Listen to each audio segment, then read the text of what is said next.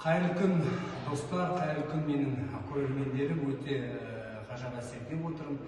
Біз бүгін Қарағанды облысының арнайы бірінші мектеп-интернатында кездесу жүргіздік. Бұл мектептің ремонттан кейін жасалған барлық жағдайларды көрдік, барлық жағдайлармен таныстық. Өте сонда күшті әсердемін. Бұл жерде жаңағы мына технологияға, яғни қолөнерге байланысты, балалардың оқуына, жаңағы топырақпен жұмыс істеуге жағдайлар жасалған. Ол бір. Екіншісі, бұл жерде жаңағы тігін машиналары барлық осындай технологияға байланысты төл жасалған. Ол бір.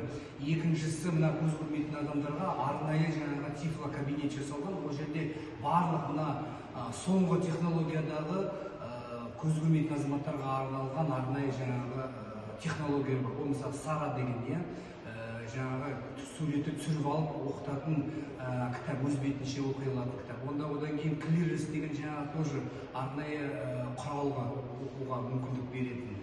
Жалпы жағдай күшті жасалған. Одан кейін 3 психологиялық кабинеті бар екен. Ол да өте күшті жабдықталған. Бұл жерде мен өте сондай жақсы әсердемін. Одан кейін жаңағы бұл жерде арнайы линейкалар өтетін, кездесулер өтетін, арнайы жаңағы ресми өтетін, жаңағы осы жерде қазір біз тұрмыз, өте жақсы жабдықталған. Одан кейін енді өздеріңіз білесіздер, сахна, мен енді сахнаны көрсем жаңағы қарамай өтпеймін, көңіл бөлмей өтпеймін, сондықтан сахнада өте күшті екен.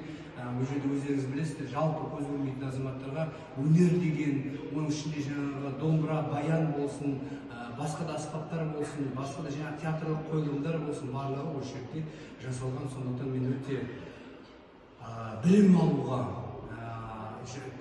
күшті жағдайлар жасалған. Әрине, спортты да біз өздеріңіз білесіздер, көрмей кетпедік.